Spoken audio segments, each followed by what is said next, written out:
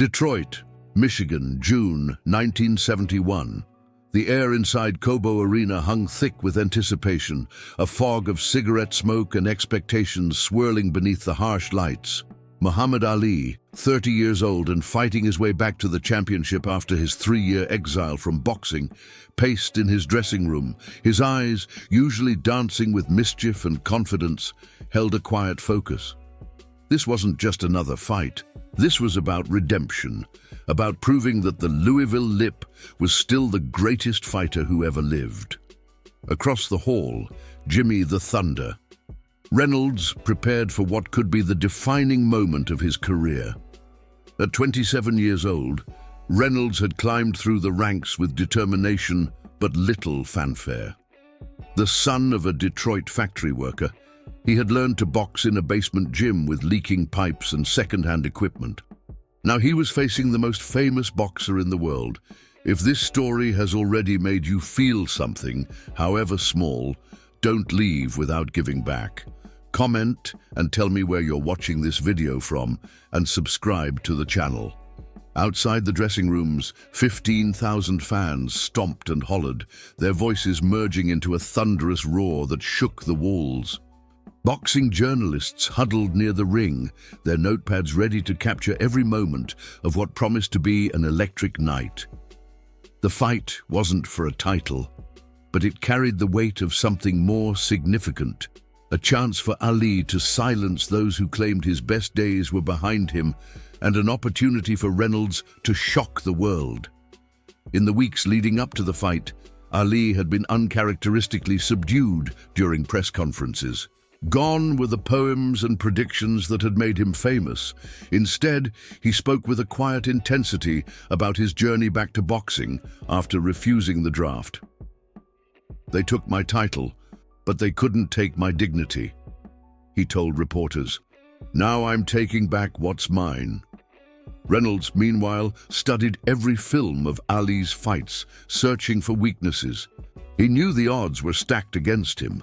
The bookmakers had him as a 14-1 underdog, but he believed in his punching power. "Everyone's talking about Ali's comeback," he said during the weigh-in. "After Saturday night, they'll be talking about mine." As the minutes ticked down to the opening bell, both men completed their final preparations. Ali wrapped his hands in white tape, his movements deliberate and practiced. Reynolds bounced on his toes, his trainer whispering last-minute instructions in his ear. Neither man knew that what would unfold in the ring would transcend the sport of boxing and become a moment of humanity that would be remembered long after the final bell. The ring announcer's voice boomed through the arena as Muhammad Ali made his entrance. He walked slowly, deliberately, his red robe with white trim flowing around his 6'3" frame. The crowd erupted, some cheering, others booing, their emotions as divided as the nation itself. Ali didn't dance or play to the crowd as he once had. Instead, he moved with purpose, his eyes fixed on the ring ahead. Jimmy Reynolds entered to considerably less fanfare but genuine applause. The local fighter had earned respect in Detroit, where his story of rising from the city's tough east side resonated with the working-class crowd. He wore a simple blue robe, his expression a mask of concentration. As he climbed through the ropes, he looked smaller than his 195 pounds, dwarfed by both the occasion and his legendary opponent. The referee called both men to the center of the ring for instructions. Ali and Reynolds stood toe-to-toe, their eyes locked in that ancient fighter's ritual, each trying to glimpse something in the other's gaze, some hint of fear or doubt.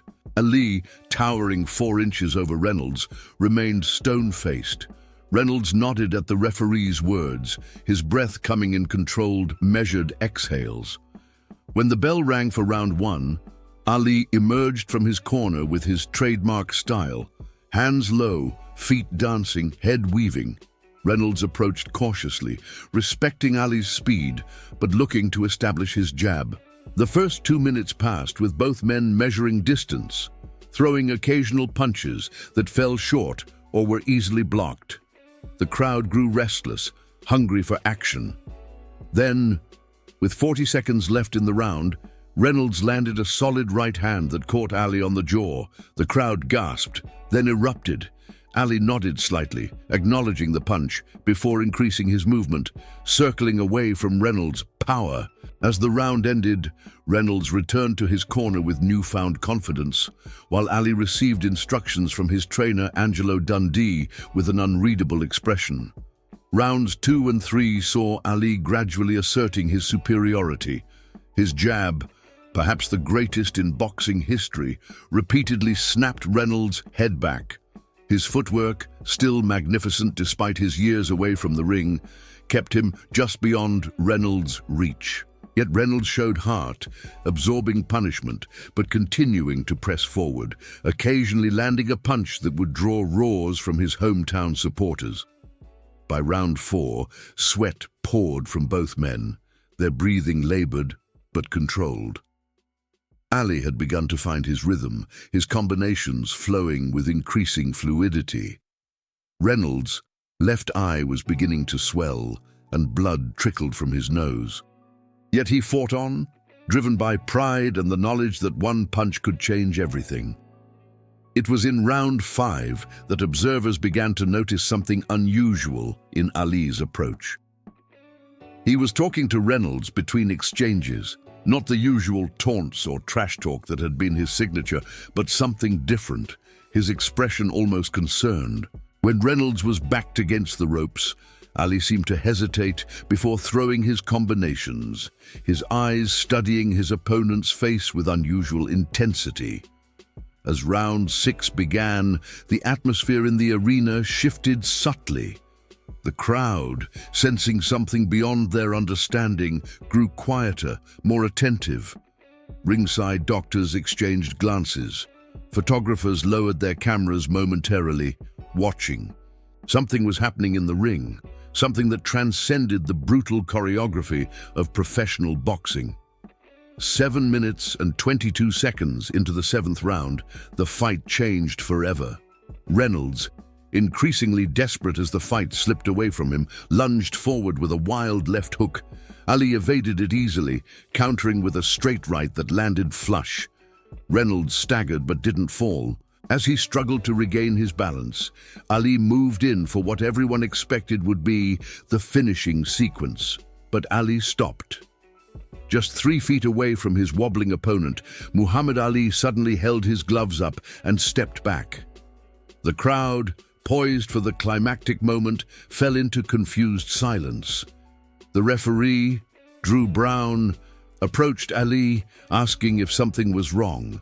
Ali pointed at Reynolds, who was now leaning against the ropes, his gloves up but his eyes unfocused.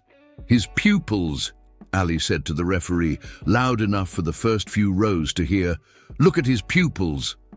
The referee turned to Reynolds, whose left eye was now completely swollen shut. But it was his right eye that concerned Ali. The pupil was visibly dilated, reacting oddly to the arena lights. Reynolds tried to step forward, insisting he could continue, but his legs buckled slightly. Ali waved the referee and the ringside doctor toward Reynolds. "Something's wrong with him," Ali said firmly. "This ain't right." The crowd, initially confused, now watched in tense silence as the doctor climbed into the ring and began examining Reynolds. Ali retreated to a neutral corner, his face etched with concern rather than the triumph of a fighter about to claim victory. For 2 full minutes, an eternity in a boxing match, the action stopped completely as the doctor checked Reynolds' neurological responses. What happened next would be replayed on television screens across America. The doctor turned to the referee and shook his head. The fight needed to be stopped. Reynolds, still on his feet but clearly compromised, protested vehemently.